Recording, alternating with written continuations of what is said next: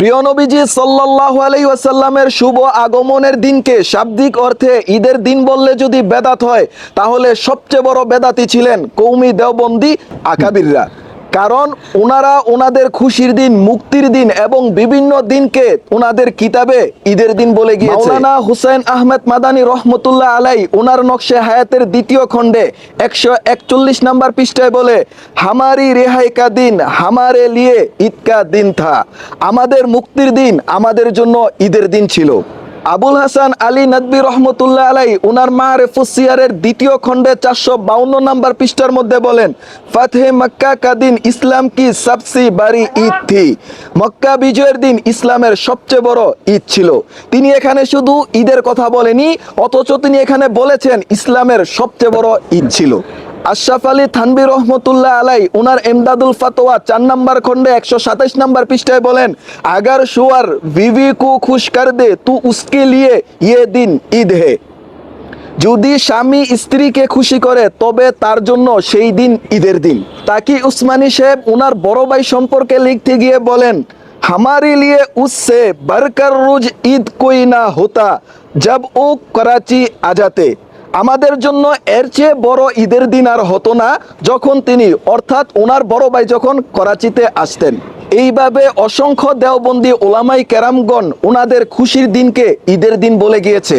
তোমাদের যাদের পবিত্র ঈদে মিলাদুন্নবী সাল্লাল্লাহু আলাইহি সাল্লাম নিয়ে এত চুলকানি, আমি বলবো আগে তোমাদের আকাবিরগণের কিতাবগুলো ভালোভাবে পড়াশোনা করো, তারপর পবিত্র ঈদে মিলাদুন্নবী সাল্লাল্লাহু আলাইহি সাল্লামকে বেদাত বলে ফতোয়া দিতে আইসো।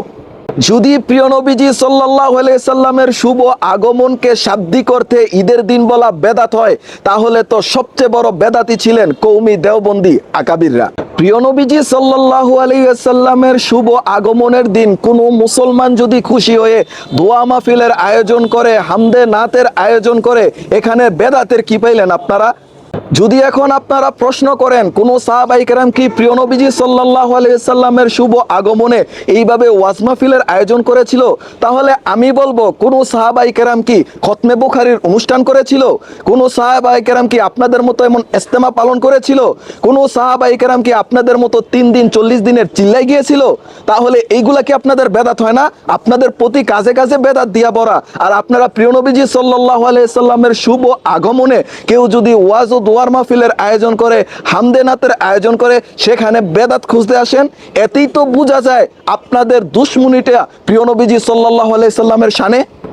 হ্যাঁ, এখানে একটা বিষয় আছে, কেউ যদি ঈদে মিলাদুন্নবী সাল্লাল্লাহু আলাইহি সাল্লাম নাম দিয়ে নাচানাচি করে, গান বাজনা করে বা হারাম কোনো কাজ করে, সেইগুলার বিরোধিতা করতে পারেন। সেইগুলার বিরোধিতা আমরাও করি, কিন্তু সেইগুলাকে কেন্দ্র করে পুরা ঈদে মিলাদুন্নবী সাল্লাল্লাহু আলাইহি সাল্লামকে, প্রিয় নবীজি সাল্লাল্লাহু আলাইহি সাল্লামের শুভ আগমনের দিনকে প্রশ্নবিদ্ধ করবেন, কয়েকজনের দোষের কারণে সবাইকে ঢালাওভাবে বেদাতি বেদাতি বলবেন, এটা তো কোনো কথা হতে পারে না। তাহলে এখন তো আমাদেরও বাধ্য হয়ে বলতে হবে, আপনাদের মাদ্রাসাগুলোতে কিছুদিন পর পর যে বলাৎকারের ঘটনা ঘটে, সেইগুলার দায়ভার কি পুরা কওমি মাদ্রাসা নিবে বা আপনারা সকলে নিবেন, নাকি সেইগুলার দায় যেই কুলাঙ্গার করেছে সে একা দায়ভার নিবে?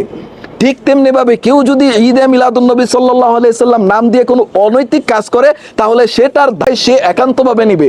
আপনারা তার একান্তভাবে বলতে পারেন, কিন্তু ঢালাওভাবে ঈদে মিলাদুন্নবী সাল্লাল্লাহু আলাইহি সাল্লামকে বেদাত বলবেন, এটা তো কোনো যুক্তিসঙ্গ হতে পারে না। যদি ঢালাওভাবে ঈদে মিলাদুন্নবী সাল্লাল্লাহু আলাইহি সাল্লামকে বেদাত বলেন, তাহলে সবার আগে আপনার আকাবিরগণদেরকে বেদাতি বলতে হবে। সবশেষে একটা কথাই বলবো, মিলাদ যার সিরাত তার। মিলাদ হচ্ছে স্মরণীয় আর সিরাত হচ্ছে অনুসরণীয়। মিলাদুন্নবী সাল্লাল্লাহু আলাইহি সাল্লামের ব্যানারও মাহফিল হতে পারে, সিরাতুন্নবী সাল্লাল্লাহু আলাইহি সাল্লামের ব্যানারও মাহফিল হতে পারে। এই সুন্দর সুস্পষ্ট সমাধান বিষয়গুলো নিয়ে সাধারণ মানুষের মধ্যে ফিতনা লাগানো কোনো আলেমের কাজ হতে পারে না।